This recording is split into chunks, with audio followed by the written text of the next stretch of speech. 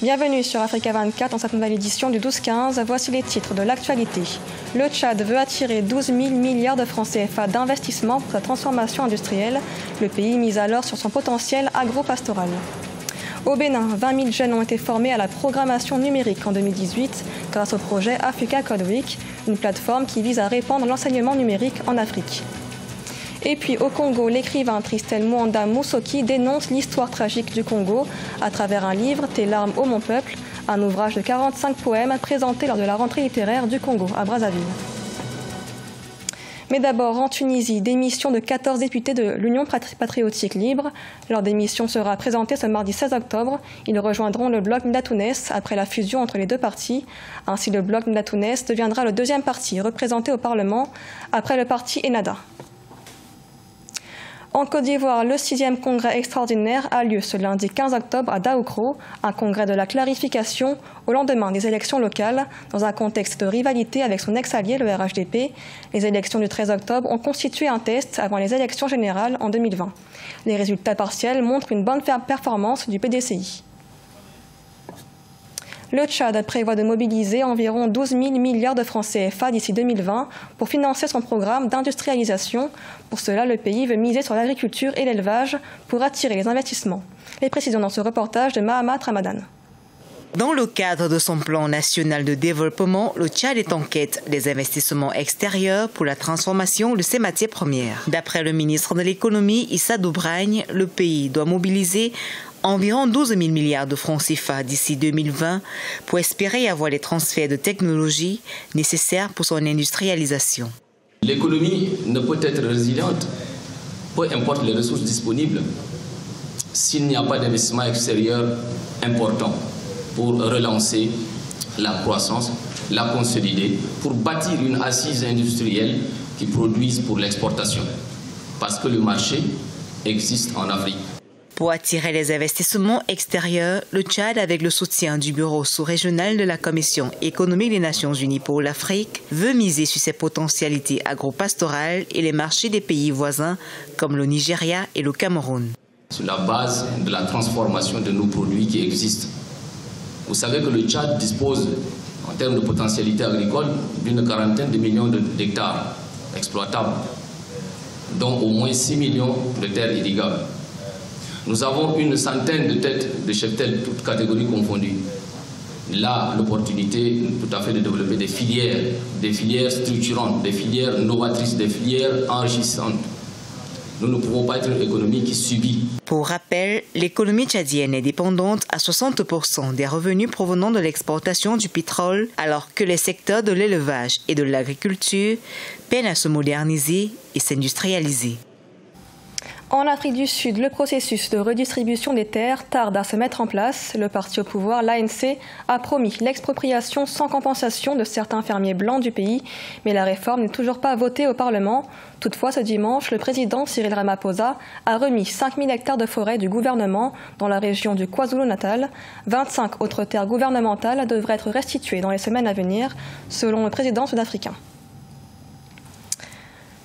20 000 jeunes béninois initiés au programme du numérique grâce au projet Africa Code Week en 2018, une plateforme dont l'objectif est de développer l'enseignement numérique en Afrique, un enseignement adopté dans le pays depuis 2015. Reportage de notre correspondant, Lefti Ounou.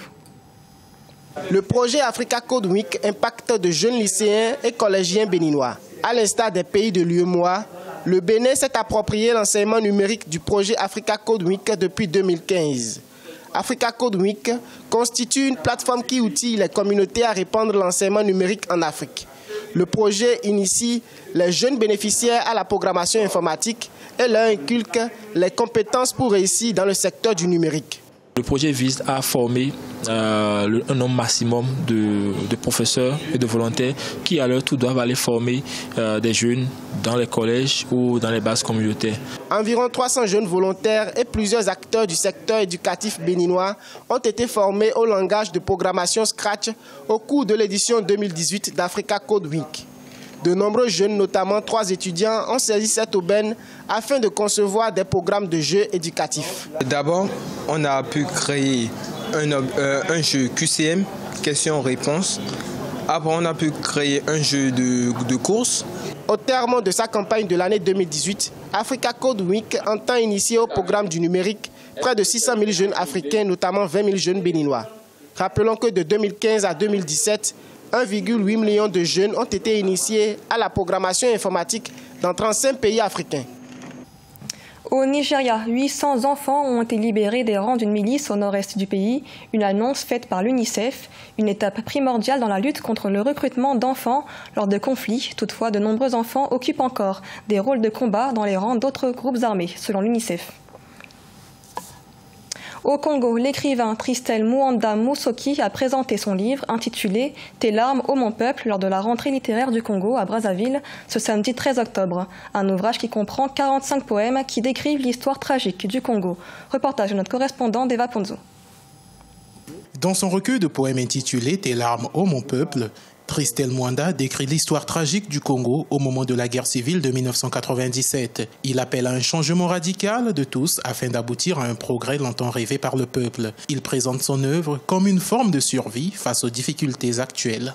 Je chante la douleur du peuple qui est sans vie. Je dis non au tribalisme. Je dis non à tout ce qui se dit dans la société. Et je dénonce ce qui se passe en RDC à Béni. Cette œuvre représente le premier fruit de l'esprit de son auteur. Il comprend 112 pages et 45 textes poétiques édités par Renaissance africaine. Présenté au cours de la deuxième édition de la rentrée littéraire du Congo le 13 octobre 2018, il a suscité des avis prometteurs. Comme toute première œuvre, il y a beaucoup de promesses. Il y a aussi des limites. Les limites, c'est peut-être au niveau de la thématique, parce que la poésie, c'est avant tout un jeu de sonorité, un jeu d'images. Une peinture de ce qu'il a vécu et ce qu'il est en train de vivre actuellement, d'un condensé de ce qu'on peut considérer comme les peines que vivent les peuples. Tristel Mwanda Musoki est né en 1997, un mois avant la guerre civile du 5 juin de la même année. Il est actuellement étudiant en deuxième année en sciences et techniques de la communication à l'université Mariangwabi. Après ce premier essai, l'auteur entend continuer à publier dans des genres littéraires variés. Ce journal a été réalisé par l'ensemble de la rédaction. Merci de l'avoir suivi. Dans un instant, retrouvez une nouvelle édition de l'information sur Africa 24.